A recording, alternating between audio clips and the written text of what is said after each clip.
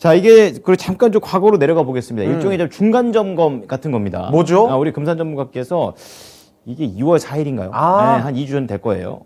그때 이제 KB금융을 말씀해 주셨어요. 그 앞으로 이제 봐야 되는 종목 중에 그러니까, 하나. 그러니까 대형 중에서 그리고 중형 중에서 소형 중에서 이렇게 얘기를 쭉 나눠주셨는데 맞습니다. 우선 KB금융 쪽을 좀 자세히 보도록 하겠습니다. 괜찮았던 것 같은데요. 그 사이에 좀 많이 올라왔어요. 네. 사실 이렇게 좀 말해놓고서 이게 좀 케어가 안 나오면 또 안 되잖아요. 맞아요. 네, 그래서 한번 좀 여쭤보도록 하겠습니다. 전문가님, KB금융 그동안 좀 어땠습니까? 아마 지금 그 시장에서 가장 안정적인 아마 그 섹터라고 하면 은행 줄 거예요. 뭐 KB금융을 비롯해서 뭐 하나금융지주, 뭐 신한지주, 뭐 우리금융지주, 뭐 기업은행 아마 흐름이 가장 안정적인 흐름이 아마 나설 거예요.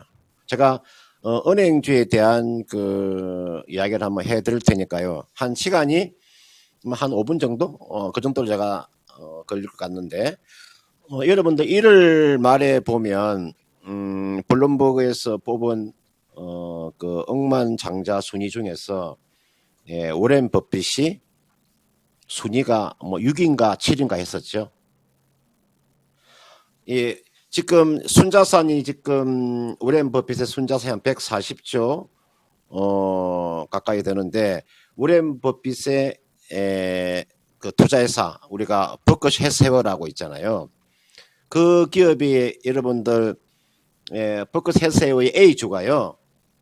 한 주당 가격에 여러분들 삼성전자도 사실은 액면분할을 하면 안 되는 건데 상징적인 의미가 있거든요.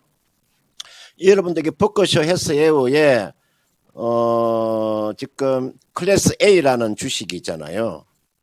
지금 시가총액이 한 340조 가까이 되는데 한 주당 가격이요. 지방에 있는 아파트 한 채 값입니다. 5억 한 6천만 원 정도 가요. 한 주당 가격입니다. 여러분들 전 세계에서 한 주당 주식 가격이 한 5억 6천만 원 달러로 한 47만 달러 한 주당 47만 달러니까 우리나라 돈으로 하면 한 5억 6천만 원 가까이 되잖아요. 제가 이 이야기를 왜 해주냐면 워렌 버핏이 지금 그 투자한 기업을 잘 보면 제가 크게 한번 그림을 한번 그려볼까요? 요 워렌 버핏이 투자한 기업의 거의 절반은요. 요 절반이 애플이에요. 애플에 지금 투자하고 있잖아요. 거의가 한 50%라고 보시면 그냥 무리가 없어요.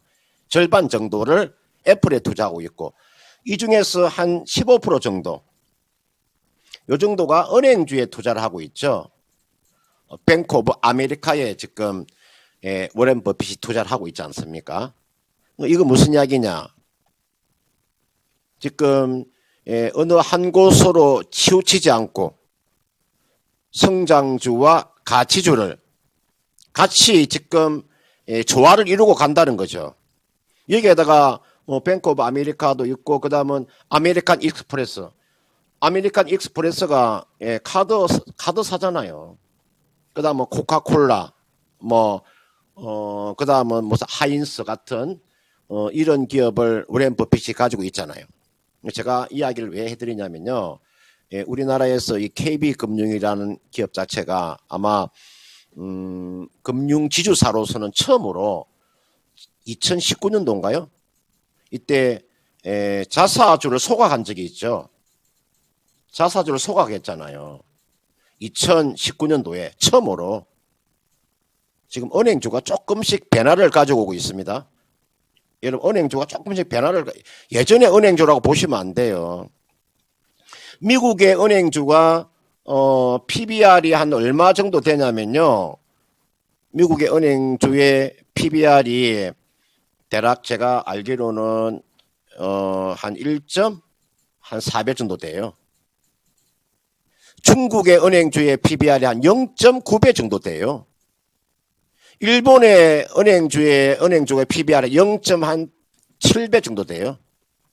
지금 우리나라에 있는 은행주의 지금 PBR이 한때는 0.3까지 내려간 적이 있잖아요. 지금이 PBR이 거기가 0.5배 수준이잖아요.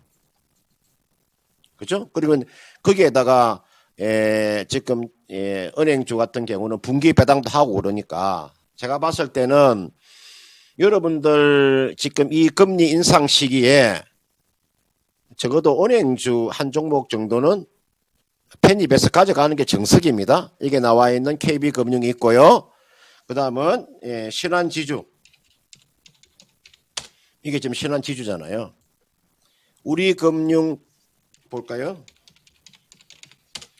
우리금융, 하나금융,